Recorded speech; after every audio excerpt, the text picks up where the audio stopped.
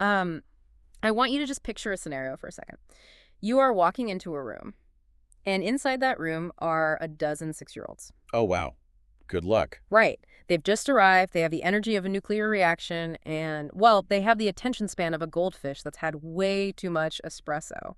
That sounds less like a job description and more like some kind of extreme endurance sport. It really does. It feels completely impossible. But your mission, should you choose to accept it, is to keep them engaged, teach them to read, teach them math, make sure nobody cries, and get them to clean up the chaotic mess they create. And you have to do all of this in about 45 minutes. And honestly, most adults struggle to do that for themselves, let alone for a room full of tiny humans. Exactly. But today, for this deep dive, we're looking at something that suggests managing that kind of chaos isn't magic. It's actually engineering. We have this really fascinating source material from Burton's English School. It's a visual curriculum document, and it's titled Story Plays. Yeah, it's a really unique document. I was looking at it earlier, and it's deceptive. Deceptive is the perfect word for it. Because at first glance, if you just quickly glance at it, it really just looks like a comic strip. It creates this 9-step narrative grid, just numbered 1 through 9. You've got these bright colors, a recurring cast of characters. There's a teacher figure with glasses. There's a living gingerbread man and this really large, somewhat goofy blue monster. Oh, and the young students, of course. Right, but if you stop looking at it as just a cute cartoon and start looking at it as a system, it stops being cute and starts looking like a highly sophisticated architectural blueprint for human attention. That is a massive claim for a one-page grid, a blueprint for human attention. Absolutely. I mean, this isn't just about keeping kids busy so the teacher can survive the hour. It's a masterclass in flow state. It is about how you take a brain, really any brain, and move it from high-energy chaos to deep focus, and then safely back out to a state of rest. So our mission for this deep dive is to deconstruct this grid. We are going to go panel by panel, 1 through 9, and really analyze the logic behind the sequence. We want to understand exactly how this specific flow works. And the why, for you listening, is crucial here. You might not be a teacher, you might not even have kids, but if you manage a team, if you run meetings, or even if you just try to manage your own workday without burning out, this grid is a tutorial on how to structure time so that you're working with biology, not against it. I love that framing, working with biology. So let's just get right into the grid. It seems to be logically divided into phases. So let's start with the first section, which I'm calling the activation phase. And this covers panels 1, 2, and 3. Right, the setup. It's the on-ramp for the brain. Let's look at panel 1. The title here is Walk, Run, Hop. Visually, we are outside. There is a bright, bright sun in the corner, so we immediately know it's the start of the day. The blue monster looks completely ready to bolt. And the resource cited there is the song Walking by Super Simple Songs. Which is an absolute classic banger in the preschool world, by the way. It really is. But here's my question. We have limited time, right? 45 minutes isn't a lot to teach reading and math. Why are we starting with cardio? Why not sit them down and just start teaching immediately? Because the brain simply doesn't work that way. Think about the transition these kids have just made. They've come from home, maybe a chaotic morning trying to find their shoes, a car ride, their cortisol might be way up, or they might just be bursting with physical energy. You cannot ask a human being to sit down and focus on abstract symbols like letters or numbers if their physiological state is completely unregulated. So panel 1 isn't really learning in the traditional academic sense. No, it's entirely about physiological regulation. It involves gross motor skills, big sweeping movements, walk, run, hop. When you engage those large muscle groups, you are pumping oxygen to the brain. You're burning off that excess adrenaline. You are literally priming the engine. If you skip panel 1 and go straight to open your books, you lose them by step 4 because they're physically agitated. It's like trying to upload complex software to a computer that's actively overheating. You have to cool the hardware down first. That's a perfect analogy. Right. You have to regulate the physical body before you can even hope to access the mind. Okay, so we've burned the energy off. Everyone is breathing a bit harder. Now we move right to panel 2. The scene changes. We're inside now. The header is listen, sing, and act. There's a calendar on the wall, and the blue monster looks super excited, like practically vibrating. And look at the song resource chosen for this step. What's Your Name? By Super Simple Songs. Okay, so we're doing introductions, which seems polite, sure. It's much more than just polite. This is a really crucial pivot in the lesson plan. Panel 1 was all about me, my body, my movement, my personal space. Panel 2 is about us. It's the establishment of social identity. By asking, "What's your name?" and having them sing it together, you are actively turning a room of scattered individuals into a cohesive cohort. You're building the team. Exactly. You're establishing psychological safety within the group dynamic. And, oh, did you notice the gingerbread man in this panel? Yeah, I did notice that tiny detail. The gingerbread man, who, let's remind everyone, is a literal living cookie in this universe, is holding a book. Good catch. That is what we call signaling. It's foreshadowing. It signals to the brain. We are entering a story.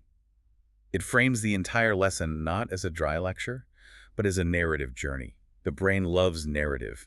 It retains information so much better when it's wrapped up in a story. So we are primed physically, we are connected socially, which brings us to panel 3 to round out this whole first activation section. The header is I am. Visually, we see a playground slide, a crow flying by, and then these floating emoji-style faces, happy, sad, angry. This is the emotional check-in. Right, and there's a little square at the bottom of the panel that looks like a checkbox. The song resource is Hello by Peter Weatherall. It seems pretty standard for a kids class, but why devote a whole numbered step to how are you feeling before we've done any actual academic work? Because of a very real concept in pedagogy called the affective filter. The affective filter. Okay, what is that? Basically, imagine a gatekeeper inside your brain. If a learner is stressed, anxious, hungry, or even just sad, that gatekeeper slams shut. The filter goes up. In that state, cognitive input literally bounces off. They cannot process new data because their emotional brain is completely hijacking their cognitive brain. So checking the box isn't just about being a nice, empathetic teacher. It's a strategic move to open that gate. Precisely. By validating the emotion I am sad or I am happy and physically checking that box, you clear the cache. You're telling the child, I see you and your feelings are safe here. Once that baseline safety is established, the filter lowers. The gate opens. Now and only now are they actually ready to learn. That is fascinating. It's like clearing your browser history and closing background apps before starting a really complex task. So just to recap section 1, we woke up the body, we connected as a group, and we cleared the emotional cache. Now, looking at the grid, the vibe shifts completely. We are entering section 2. This is where it gets real. This is the cognitive meat of the session. We've done all the prep work. Now we do the heavy lifting. Panel 4. The header is simply phonics. We are staring at a whiteboard. We see the letters A, B, C, D, and next to them, the classic associations. Apple, ball, cat, dog. The teacher with the glasses is pointing right at the letter A. Notice the shift in body language in the drawing here. In the first 3 panels, everyone was moving, dancing, sliding. Here, stillness, total focus. The teacher is directing attention explicitly. And the song is the phonics song by Kids TV 123. This really feels like traditional school. This is the vegetable part of the meal. It is. This is explicit instruction. But notice exactly when it happens. It happens at step 4, right at the peak of the energy arc. You could not have done this at panel 1. But because of the prep work, the brain is perfectly primed for focus. This is where you introduce the hard skills, the abstract symbols that require a genuinely high cognitive load. And that flows right into panel 5, which deals with math or concepts. The header is shapes. We've got a circle, square, triangle, and star drawn on the board, plus some crayons and paper. But look at the blue monster again. What is he doing in this specific panel? He's holding blocks, red and yellow blocks. This is a brilliant pedagogical move by the designers. On the board, the shapes are entirely abstract. They are 2-dimensional lines.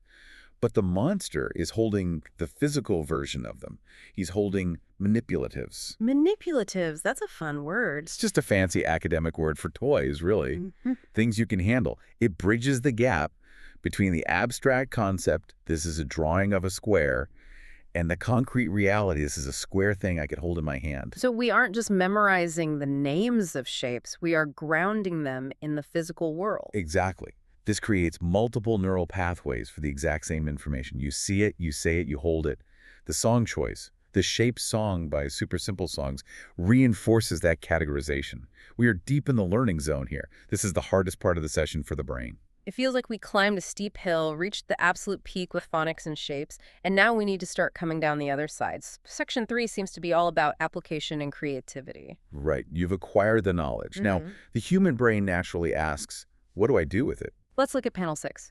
The title is Tools. It's a very colorful panel. We've got a rainbow, an apple tree, the sun is back out. The blue monster looks very pleased with himself. The song is What Colors? by Kuma Kids. I want you to zoom in on the corner of that panel. There's a little diagram. Oh, I see it. It looks like instructions, like a schematic on how to fold a paper plane or make a craft. Yes, that represents procedural knowledge. In panel 5, we learned what a shape is. In panel 6, we are using tools, crayons, paper, scissors to actively do something with those shapes and colors. We are moving from knowledge to synthesis on Bloom's taxonomy. Bloom's taxonomy. Refresh my memory. That's the hierarchy of learning. Correct. Remembering a raw fact is the bottom level. Creating something entirely new, using that fact is the top level. Here they are taking the red from the apple in panel 4, the circle from panel 5, and they're making art. They're synthesizing the data. It answers the fundamental question, why am I learning this? Precisely. I learned this so I can make the school thing. It provides immediate gratification for the really hard work they just did in the previous step. That leads perfectly into panel 7, which is titled Read and Write. But it's not just isolated ABC anymore. On the board, we see the letters B, A, G, and then it blends into the word bag.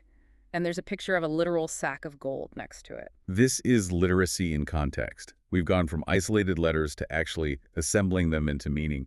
But look at the song choice here. This is actually my favorite part of the entire grid. The song is What Do You Like to Do by Super Simple Songs.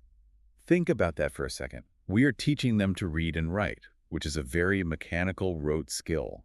But the theme of the activity is, what do you like to do? We're asking for their personal input again. So instead of just writing the cat sat on the mat over and over, they might be writing, I like to run, or I like to draw. Exactly. It connects the hard skill of literacy directly to the soft skill of self-expression.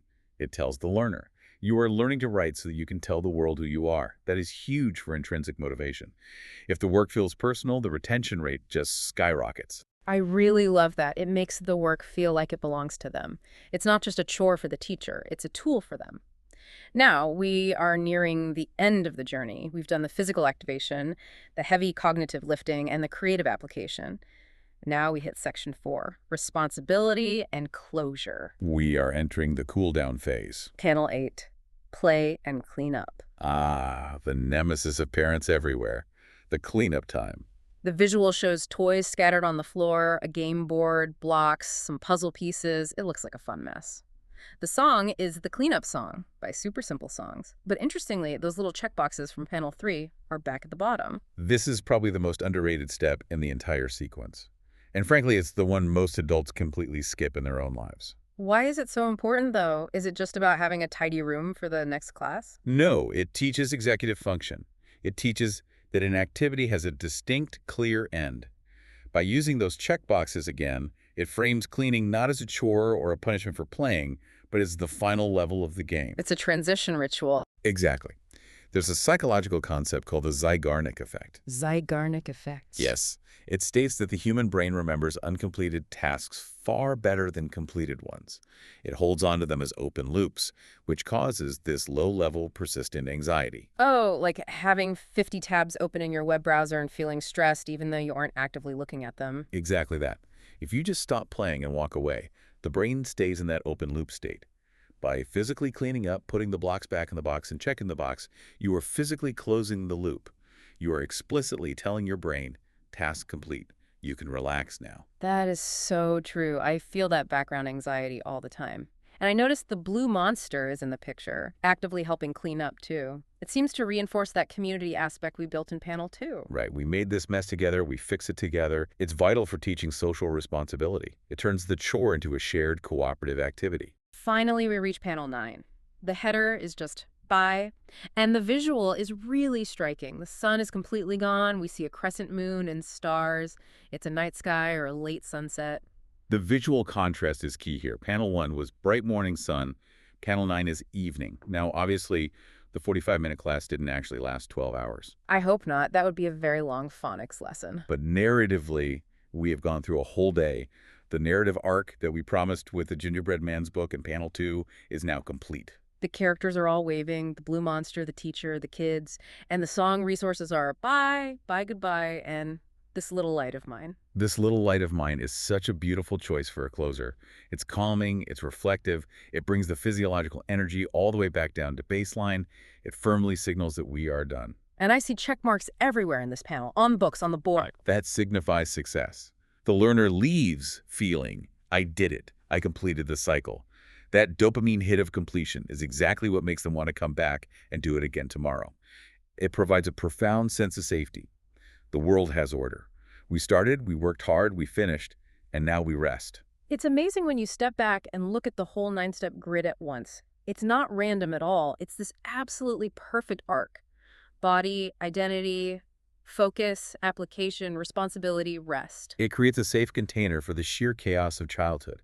It fully respects the child's biological need to move, but it also challenges them to focus, all while using those recurring characters to make the new information feel safe and familiar. You know, what really stands out to me is how the scary stuff, the phonics, the math is sandwiched right in the middle, completely protected by the fun stuff on either side. That's the sandwich method of pedagogy. You buffer the high cognitive load with high dopamine activities, and having the blue monster there the whole time, he acts as an emotional anchor. Even if learning the letter A is scary, the blue monster is funny, so I know I'm safe. So, what does this all mean for us? Because we aren't 6 years old, we aren't learning the alphabet. But looking at this Burton's English School document, I really feel like I'm seeing a massive flaw in my own daily schedule. Oh, absolutely. Think about the average corporate meeting or your typical deep work session. Do we ever start with an activation phase? Do we do a walk, run, hop? Definitely not. We usually dive straight into panel 4. We go straight into the hard data, completely cold. And then we wonder why everyone in the meeting is zoned out or anxious. The brain hasn't been primed, the cortisol is still high from the morning commute, the affective filter is fully up. And do we do a cleanup phase? Or do we just slam the laptop shut and run off to the next fire we have to put out? That lack of closure is exactly why we all feel so much burnout. We have way too many open loops. We leave the blocks on the floor, metaphorically speaking, every single day. I think we could all really benefit from applying this logic of play. It's funny, we always think of play as the exact opposite of work. But looking at this grid, play is just the most efficient method for getting the work done effectively. Play is the brain's preferred learning language. This curriculum just systematizes it. It engineers the fun to produce a tangible cognitive result. Well, I am definitely going to think about my workday differently. Maybe I need a check-in song before I open my email inbox. I highly recommend walking. Walking, it really gets the blood flowing. Or, maybe just a quick walk around the block to reset the cortisol before you sit down. I will definitely give it a try. Before we wrap up, here is a final provocative thought for you listening to Chew On.